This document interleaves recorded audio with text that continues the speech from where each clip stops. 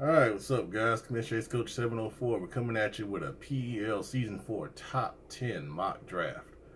And, it's been a while since we done video, but, it's good to see you guys. I'm sure you're glad to see my bright and smiling, shining face once again.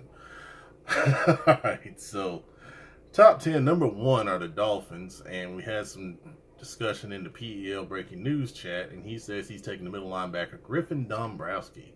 And Griffin Dombrowski, as you can see, is a projected early first-round pick. He has a great physical trait package, and you can see that on the combine report. And I'm trying to see his stats there, but he's got some really good skills as well. So, pretty good slam dunk that this guy's going to be a pretty good player. Number 2 at the Rams. Taking a look at the Rams roster, they could really use a corner, and I think the best corner in this draft is Bennett Blue. Really fast, good size, pretty good vertical. The bench press reps, though, scare me. Only 8 reps. He's not going to be able to shed blocks or anything, but he looks like he's got some good coverage skills based on what I see. Yep. So I think he'll fit in well and a good need for that Rams secondary. Number 3 are the Raiders, and took a look at their roster. They could really use some offensive linemen. The last couple of years, I've been pushing for them to take a lineman. They haven't done it, but I think this year, hopefully, Jerome will listen. He'll take the very good left tackle, Devon Boone. You take a look at his profile. He's got the physical talent. He's got the skill talent. He's projected early first rounder. It's a slam dunk. They need a left tackle, and he'll be there at number 3 for the Raiders to take. Number 4, Redskins. Look at their roster. They got a couple ways they could go. But I think they take the outside linebacker Ford. And, you take a look at his profile. He's got good physical talent. Not top-end speed, but he has really good acceleration and really good agility. And that can make up for that speed, especially if you're using him. And then he's got the skill profile as well. Really good hitter, good tackler, and good block shed. So I think they need an outside linebacker, and this guy can play right away. They don't have a right outside linebacker on the roster. So I think this guy's a perfect fit in Washington at number 4. Number 5 with the Bills. We've got a lot of talent on our roster, but I have a lot of people to re-sign next year. So I projected myself to defensive tackle Jacobs. And you look at, it's Jared Jacobs, and you look at his profile, pass rushing D tackle, really good physical talent. He's got good skill talent.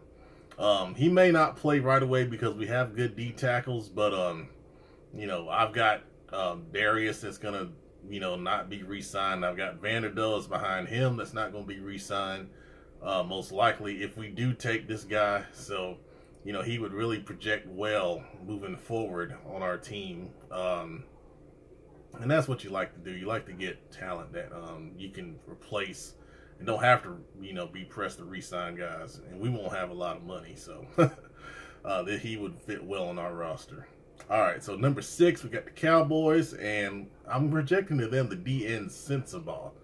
And, he's a 3-4 guy, but he's got enough physical talent to play the 4-3 as well. He could move him inside to play a D tackle position if you want more of a pass rush guy. I think this guy can do that as well. So I think he's versatile. He's got a really good skill profile.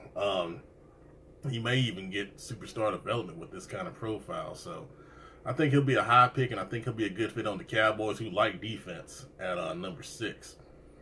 Number 7, this is actually funny. For the Chiefs, they're a really good team. This pick was from the Texans, and I'm projecting to them, he's done this the last few drafts. He's speed-oriented.